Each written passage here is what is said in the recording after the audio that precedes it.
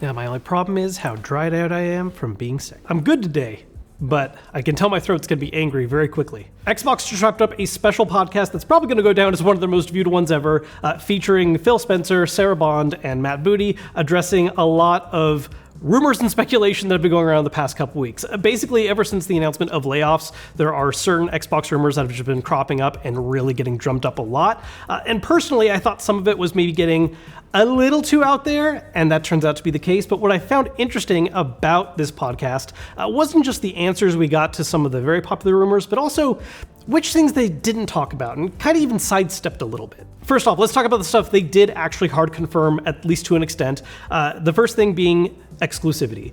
One of the big things that a lot of people were beginning to hypothesize is that Xbox was going to go the route of Sega and fully open up their library and become a third-party publisher. That was one of the more extreme things we were seeing talked about, with all their games opening up to other platforms. And the truth of it is, they are opening up some games, specifically 4. Now, they have chosen not to name what these 4 games are yet. I've seen a few people wonder why that's the case, and I suspect it probably has to do with previous agreements on who is supposed to be announcing which games are coming to which platforms. I've already seen a couple conspiracy theories of, there's going to be an upcoming partner direct, and that's where we'll see some games announced. But they did give at least a general idea by saying, hey, it's not Starfield, it's not Indiana Jones. All of these games that are being opened up to multi-plat are at least a year old. 2 of them are community-driven, and 2 of them are smaller games from dedicated studios. Now, while they have not chosen to officially name this, I've already seen a lot of people state what they think most likely are those 4 games, and some of these are things that were rumored previously. I think the one that makes the most sense to me was one posted by Stephen Totillo, which was saying is that the games would be Sea of Thieves and Grounded for the 2 community-driven ones, and then Pentiment and Hi-Fi Rush for the smaller, more focused titles. Though there is a part of me that hopes that maybe for the community-driven ones, swap out one of those for Killer Instinct, but we'll see. So yes, Xbox is opening up some of their games to multi-platform, but it seems to be a very intentional choice of some specific titles for now, and not some kind of move going forward where all their games are going to end up being things that come out on Switch and PlayStation as well. Now, along with that confirmation, something else they talked about a little bit was Game Pass. This was primarily addressed by Matt Booty and Sarah Bond.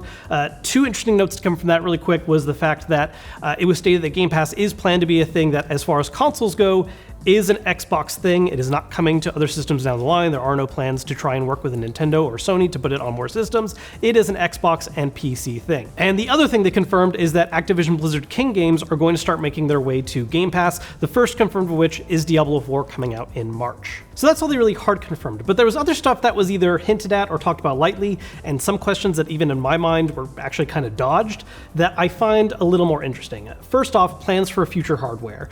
This is something they just kind of lightly hinted about, saying that they do have plans to announce some hardware-related news later this year in the holiday season, along with mentioning that they are in the early stages of planning out their next-generation system, which makes sense. We're about halfway through this current generation. Well, certainly depending on the times and tech, console generations don't have a firm, absolute solid number of years, but 7 to 8 is about it. So planning what they're doing next and hyping up as a large leap technologically, yeah, that's just the kind of thing that we're going to hear right now. Hardware that's going to be announced this year is actually something I find a lot more interesting. Previously, there were rumors based on leaked documents regarding an all-digital version of the Series X. Then Microsoft did end up talking down a bit after that came out. It's possible that maybe something like that is what's releasing this holiday season. Maybe there's some other kind of mid-cycle refresh they're doing, even if it's just a body change. It could be hardware related. That's not actually the system itself, but something to do with controllers.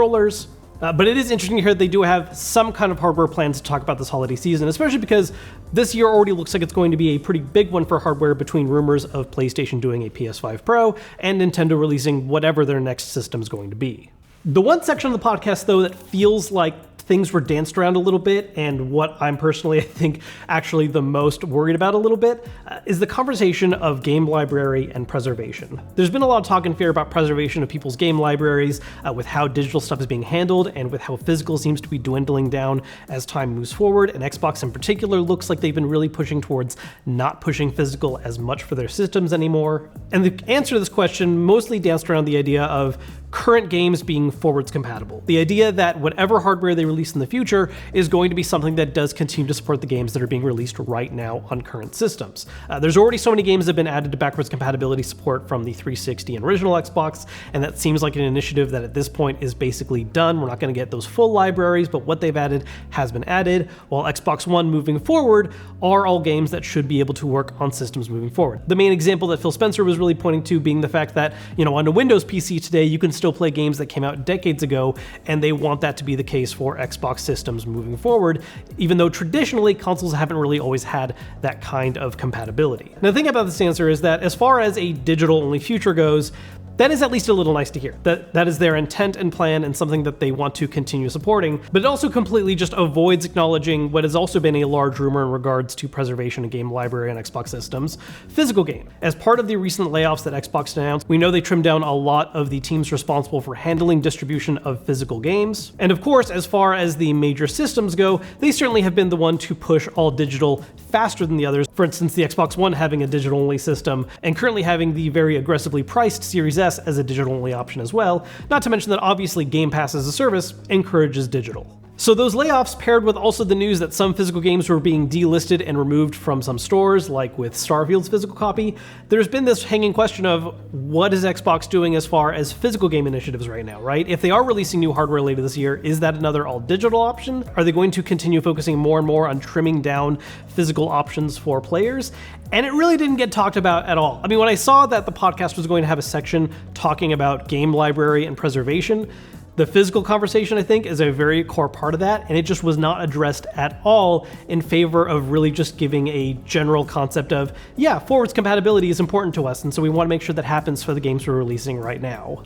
And I realized that there were a lot of different wild rumors circulating for a couple weeks there, which is why this podcast even happened in the first place. And they addressed a lot of the different concerns coming out of it, particularly multiplat being the heaviest focus, as well as whether or not they were going to continue being in the hardware business. But the physical question to me was one of the rumors that was, more believable to an extent because of past actions, and not addressing it at all, to me at least, makes it seem like, yeah, that is the case. They don't really want to say that part loud right now. The physical debate is something where a lot of old school gaming fans, people who have enjoyed having physical copies of games in the past, have tried keeping it alive as much as possible, but digital has been growing faster and faster and faster, especially after everything that was going on in 2020 and COVID, and people were just jumping onto the all-digital bandwagon even faster. And while I myself have certainly talked about the advantages of some all-digital systems, I've always enjoyed the fact that there is a choice, right? That physical is still there if you want it. You can get a physical-focused system, and you can still buy physical copies of games, at least for those that have gotten physical releases. And so that just being left out entirely leaves me with some worry. So those are just some quick thoughts about today's Xbox news. Again, multiplat, they're only opening up a couple games, which there was rumor about before, but that somehow kind of ballooned up into this idea that they were going to go full third party and abandon hardware. That's not the case, not right now at least. They still have hardware plans, some of which is happening this year. They are only opening up those 4 games without any current plans to open up more in the future, though I'm sure that's going to be a conversation that comes up as titles are released. And Xbox is planning on having future hardware continue to support the games they're releasing right now, though what that also means for their current physical plans, we just don't know. Let me know what you all are thinking down below in the comments. As always, if you enjoyed this video, hit the thumbs up button to let me know. Subscribe if you haven't yet, and I'll see you guys later.